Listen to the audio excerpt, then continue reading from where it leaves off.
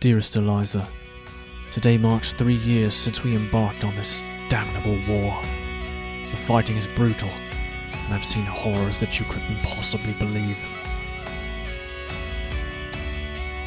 Once proud men left blinded and broken, heads severed, and bodies strewn across blood-soaked battlefields.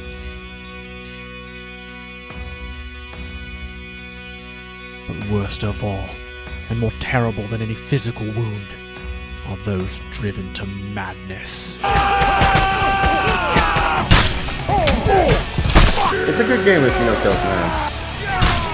The block does nothing.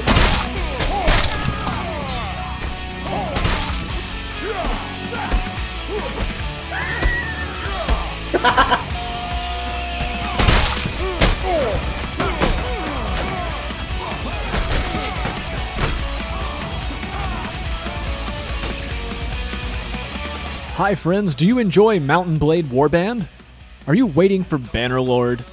Did you play Chivalry Medieval Warfare? Then you're bound to enjoy the spiritual successor to Chivalry, Mordhau.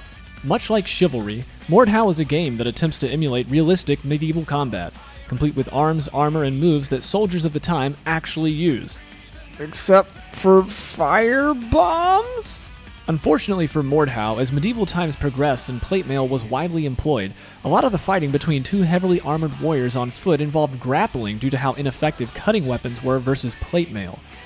And while there were a lot of weapons deployed in combat in the medieval era to pierce armor or inflict serious concussion to the person inside, the game has to allow for a variety of leniencies when it comes to realism for gameplay purposes. So while Mordhau might be realistic when it comes to fighting, it is possible to damage and kill a fully plate-armored opponent using nothing more than a loot. If you've played Mountain Blade or particularly Chivalry, a lot of the core gameplay mechanics of Mordhau will feel similar.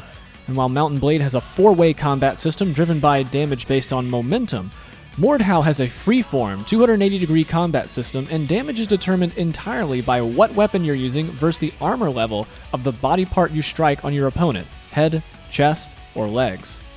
Armor comes in 3 varieties, light, medium, and heavy, each piece costing 1, 2, and 3 points respectively. And speaking of points, the point system in Mordhau stands to balance character builds and customization as far as gear and abilities go.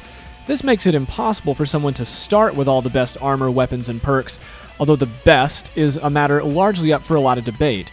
Furthermore, in some game modes, there's nothing to stop you from picking up new weapons once you're on the battlefield.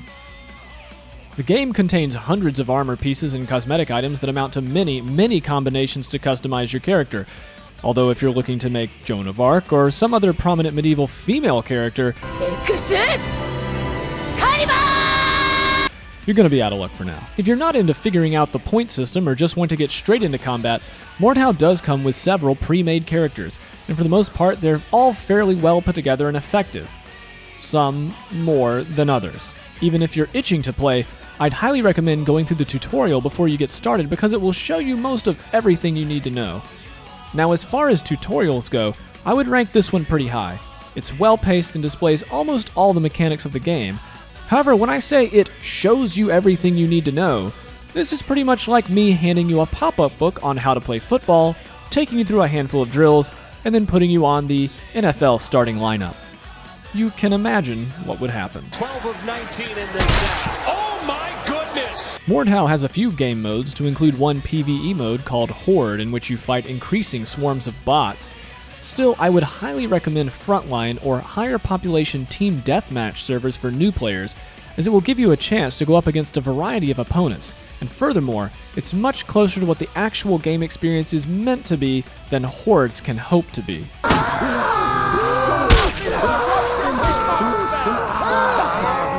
Make no mistake, there's a variety of indiscriminate death waiting for you out there on the open battlefield in the form of catapults, horse charges, or simply being at the wrong place at the wrong time.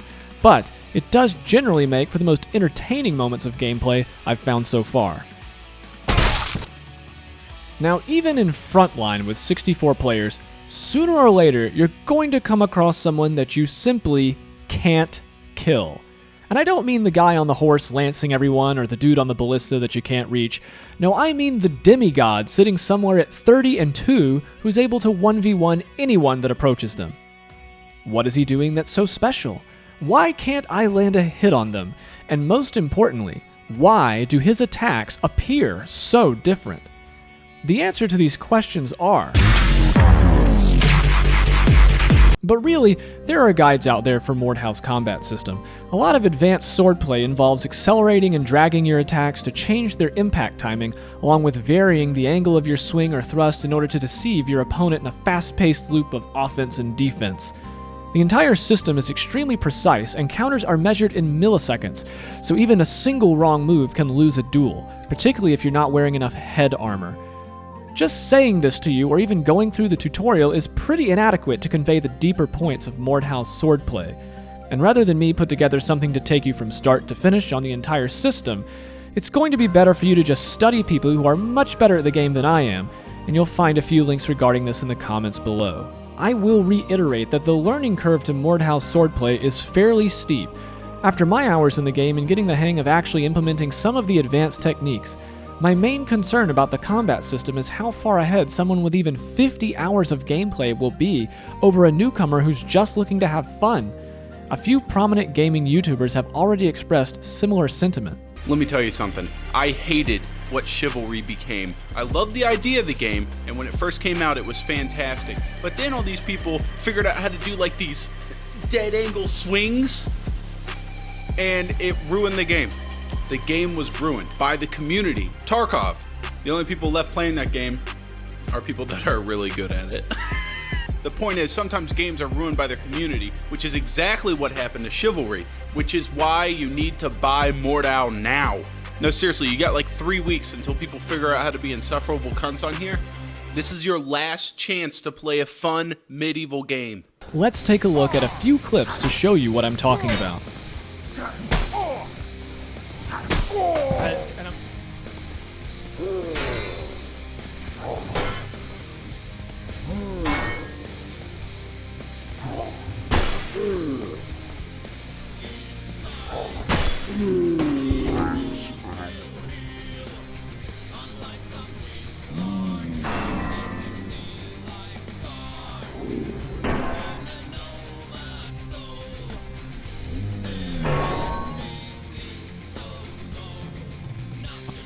Does this look normal to you?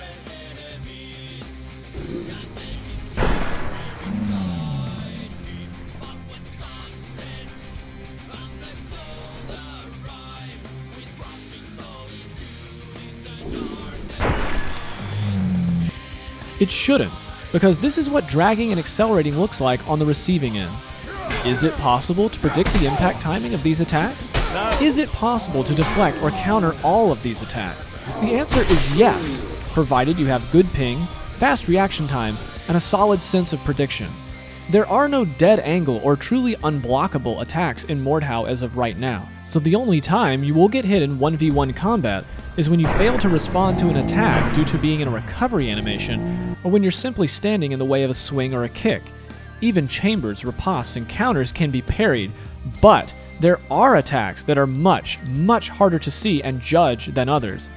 When these are being thrown at a new player who's just trying to get the basic timing of each weapon type down, it's going to amount to hours of frustration. Did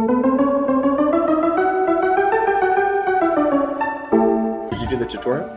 I guess I'll do the fucking tutorial. Do you want to be frustrated? Ben, I've played video games before. I can kill people with literally the most basic of instruments.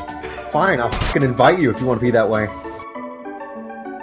Lone, your character looks like a The rapist, cat dragged in. and you just are horrifying to look at with your weird pig face and your beady eyes. My man looks like a warrior. You're just gonna let me touch young boys. All right. Fucking blocked, and it does nothing. Blocks do nothing, dude. It's pathetic. Dude, nothing should get that. Nothing should have some kind of variable speed because you fucking wiggled slightly. I literally saw the block come up on my screen, and it didn't do anything. Didn't do a single fucking thing. This game's gonna make me go insane. So long as you're prepared for that challenge, then you're welcome to try your hand against the alpha players who already have hundreds or even 1,000 or more hours of practice ahead of you. That said, here are a few tips I've put together that I think will help improve your learning experience. Number 1. Play in first person. I know the game has a third-person mode, and arguably the game can be played that way.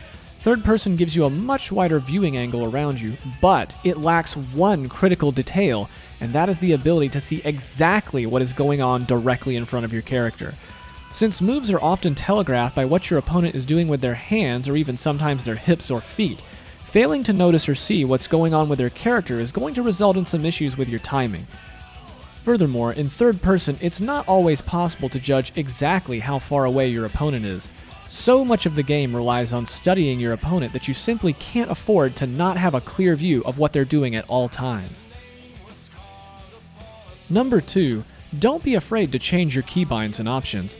I don't feel that some of the default keybinds are intuitive to the game, particularly how thrust is mapped to the mouse wheel. You'll find a short guide for this linked in the comments, but this also goes for all of the options to include how your swing angle is determined just before or just after launching an attack. Number 3, use heavy armor to start. Heavy armor will simply give you more chances to take hits and make mistakes. I recommend Knight as the best class to start with for this reason, or really any 3 armor build with the longsword and 2 points left for perks. The longsword is one of the most versatile and cost-effective weapons for the points. While some weapons like the Executioner sword will do one thing very well, it has no alternate mode, no combo ability, and it has a weak piercing attack. The longsword, on the other hand, has a blunt mode, it can combo, and the pierce has solid damage and reach. Again, a very balanced and effective weapon to learn that can get work done in virtually any situation. Number 4, try dual servers when you're ready. Dual servers are usually advertised in the server browser as deathmatch servers where the focus is 1v1 combat. Duelists will flourish to each other to initiate the duel, and the fight proceeds from there. You'll usually find some incredibly skilled people in duel servers, and furthermore, it's a good way to truly test your skill in single combat against a variety of builds and tactics. One thing to mention, however, respect the rules of the duel and do not interfere with others. Whoa, what? This guy with a sword, guy with a sword, guy with a sword in the middle, guy with a sword in the middle. Get him.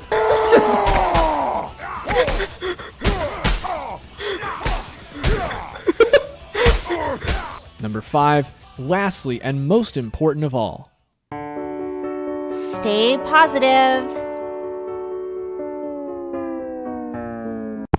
This game's gonna make me go insane. it is extremely easy to get frustrated at this game, especially in the beginning. The learning curve is brutal, particularly against more experienced players. There are several weapons out there that can instantly kill with headshots against light armored targets, which is again all the more reason to go with heavy armor to learn on. So much of the game is measured in milliseconds, and a lot of dueling focuses on mind games and deceiving what your opponent sees. With a huge focus on deception and keeping a varied combat strategy, it can be incredibly difficult for a new player to find any kind of consistency in the game. Still, if you stick with it, you can eventually learn all of the tricks yourself and how to both employ and respond to them. Well, at least most of the time. In the end, for a review of Mordhau, I'm going to have to agree with people like General Sam insofar as once PvP-centric games with a steep learning curve like this or Tarkov go down this path for long enough, all that usually gets left is a bunch of highly skilled experts ruling over the ruins where a community used to be. There's no incentive for new or regular players to try and climb that steep learning curve when they're going to repeatedly receive a frustrating boot to the neck from those who will spend an increasing amount of time in the game to put that skill ceiling even further out of reach. Deception is core to Mordhau's 1v1 combat, and when that's happening to a new player, they're going to experience literally hundreds of instances where they have no idea how or why they died. Make no mistake, PvP in Mountain Blade was much the same way and looked even more stupid. But Mountain Blade avoided this by being at its core a PvE game that was heavily moddable. So my question is this: Can Mordhau really rely on horde mode, 64-player servers, or tight matchmaking to keep the gods separated from the new players that the game will need to attract and retain to last? Or will it just end up like Chivalry, with the game cannibalizing itself on the complexity of its own combat system and leave droves of frustrated players to go somewhere else after just being told to get good? I guess time will tell.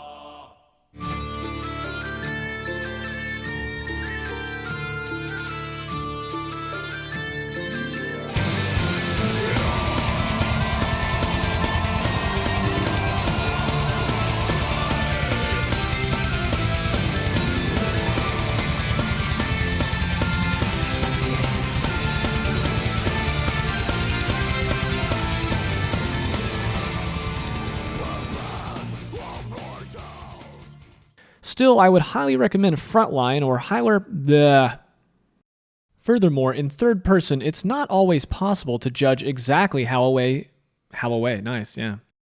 The only time you will get hit in 1v1 really? What did After say? Archers with anime profile pics and power bottoms, please send me an IM after this match.